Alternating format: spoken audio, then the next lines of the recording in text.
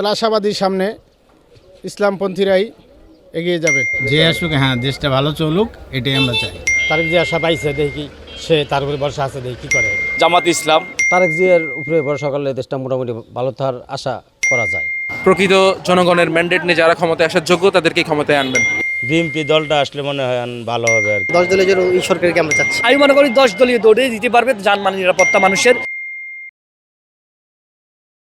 শুভেচ্ছা নিরন্তর আবারও চলে এলাম চেঞ্জ টিভির নিয়মিত জরিপ নিয়ে।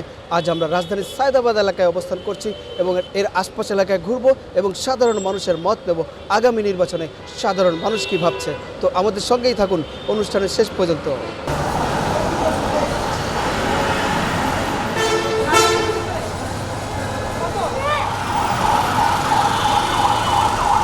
দেশের যে পরিস্থিতিভাবে চলতেছে এইভাবে ব্যবসা বাণিজ্যভাবে চলে না। সামনে নির্বাচন চাই ভালো, যেভাবে ভালো মানুষের চালাইতে পারে, দেশের জনগণ যেভাবে ভালো সুখ শান্তিভাবে থাকতে পারে সেইভাবে আমরা চাই। যে ভালো চালাইতে পারে সেই।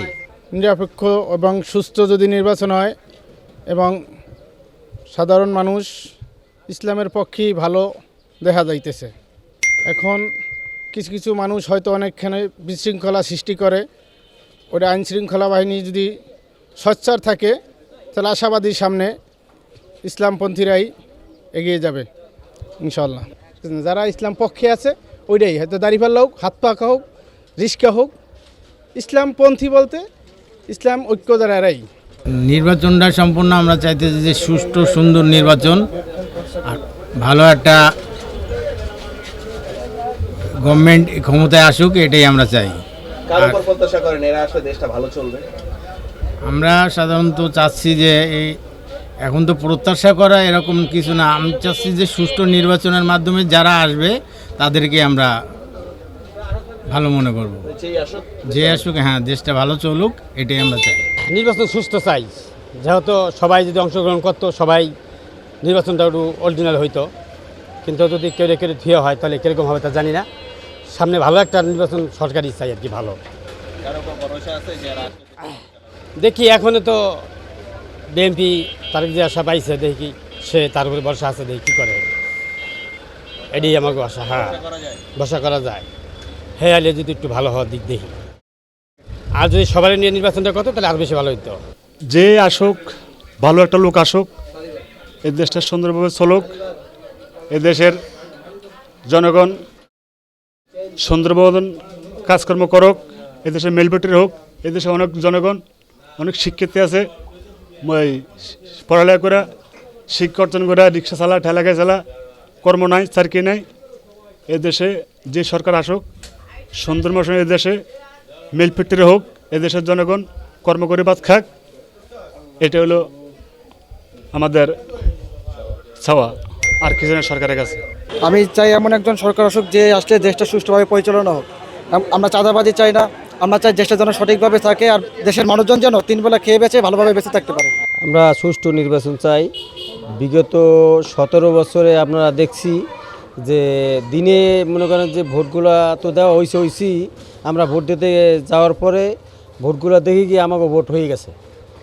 তো এখানে দেখা গেছে কি পরে আর আমরা ভোট দিতেই পারি নাই। তাই আমরা সামনে এমন সরকার চাই যে সামনে আমরা নিজের ভোট যেন নিজেরা দিতে পারি, এই প্রত্যাশাই মানে বর্তমান সরকারের কাছে আমাকে তো আবেদন।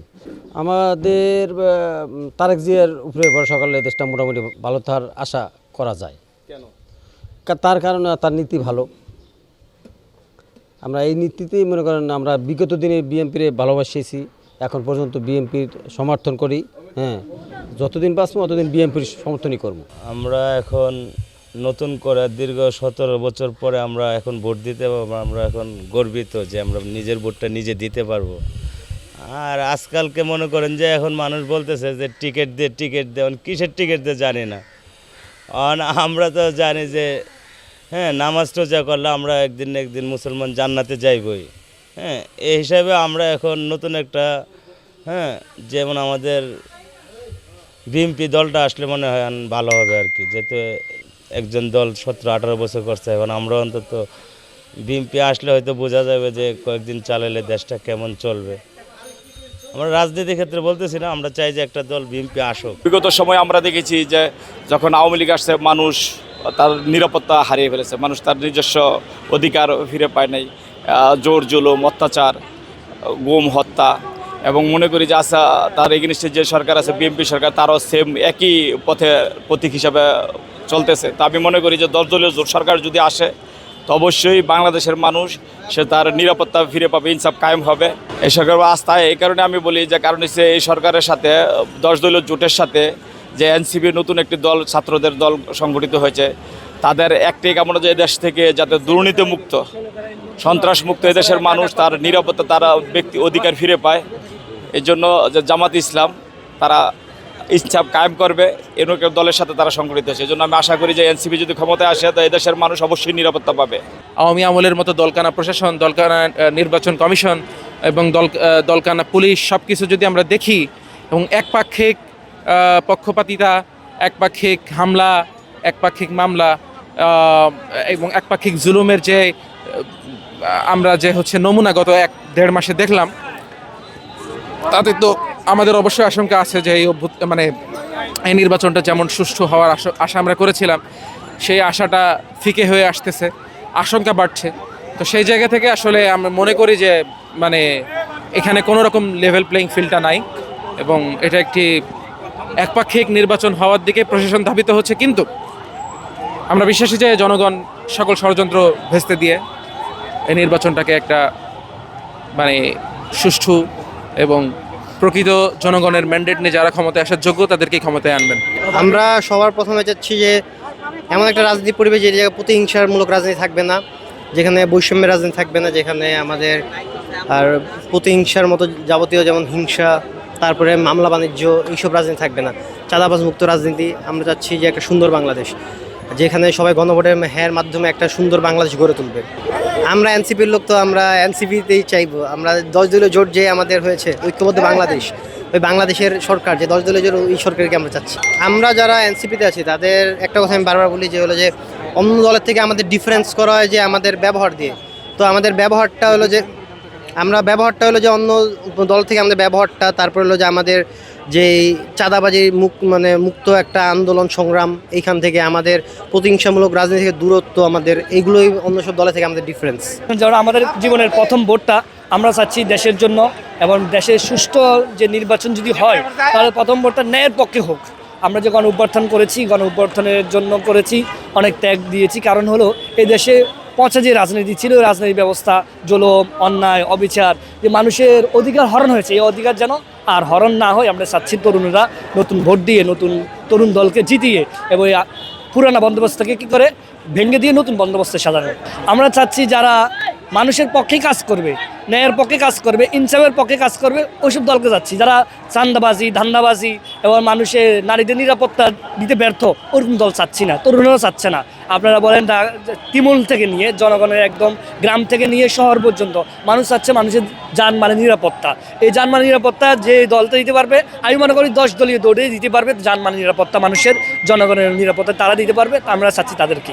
আমরা এমন এক সরকার চাই যে সরকারের ভিতরে কোনো রাজনীতির ভিতরে কোনো থাকবে না। যেমন দেখা গেছে এখন এই চাঁদাবাজি, দখলবাজি, সন্ত্রাসবাজি, ভূমিদস্যু, এই ধরনের কোনো লোক থাকবে না। এবং সংসদে যারা যাবে তারা গরিব দুঃখী মানুষের কথা বলবে, জনগণের কথা বলবে। আমরা চাই যে সুষ্ঠু নির্বাচন হয়ে বাংলাদেশে একটা সুন্দর পরিবেশ আসুক। বাংলাদেশের যে পরিস্থিতি ছিল দীর্ঘ 15-16 বছরে যেভাবে হয়েছিল, এই ধরনের আর নির্বাচন আমরা চাই না। আমার জন্মলগ্নে থেকে আমরা ভোট দিতে পারি না, তো 2-1 দিতে পারি। আমার 60 বছরের কাছাকাছি বয়স, কিন্তু আমরা 2-1 ভোট দিছি। সেই ভোটও অত ভালো ভোট ছিল না। কিন্তু এখন যেইভাবে ভোট আসছে, যেমন জনগণে এই যুব সমাজের যারা আছে তারা যে সুন্দর একটা ভোট দিয়ে এই দেশকে সুন্দরভাবে নিতে পারে, সেইটাই আমরা চাই। এই দেশে এখন দরকার একটা এমন সরকার, যে সরকার তারা চাঁদাবাজি পছন্দ করে না। যেমন জামাতের সাথে যারা 11 দল আছে, এই 11 দলের যারা আছে তারা চাঁদাবাজের কাছে পছন্দ করে, তারা ভূমিদস্যু না, তারা ন্যায় বিচারের কথা বলে, তারা ইনসাফের কথা বলে। ইনসাফের কথা যারা বলে তাদেরকেই আমরা এই সংসদে দেখতে চাই। বুঝের পর থেকে রাষ্ট্র পরিচালনা যাদেরকেই দেখছি ফুলের মালা নিয়ে কেউ বাড়ি যেতে পারেনি বদনাম ছাড়া। তো এখন যেহেতু একটা জুলাই গণ অভ্যর্থনের মাধ্যমে নতুন একটা রাষ্ট্র অবকাঠামো তৈরি করার লক্ষ্যে সবাই ঐক্যবদ্ধ, সেখানে সবাই মিলে ঐক্যবদ্ধ হয়ে নতুন করে রাষ্ট্র যদি সংস্কার করে, সবাই মিলে যদি নতুন করে রাষ্ট্রটাকে আবার ঠিক করে, এতে করে সাধারণ জনগণ খুশি, মধ্যবিত্ত যারা, নিম্নবিত্ত যারা, সবাই খুশি। আমার প্রত্যাশাও এটা যে আমরা চাই নতুনত্ব, পিছনের দিনের যা হয়েছে এগুলি ভুলে গিয়ে নতুন করে দল মত নির্বিশেষে এবং কি ধর্ম বর্ণ নির্বিশেষে সবাই মিলে সুন্দর একটি বাংলাদেশ গড়ব। আমরা সবাই আপন ভাইয়ের মতো সবাই মিলেমিশে চলবো। আমরা সহিংসতা চাই না।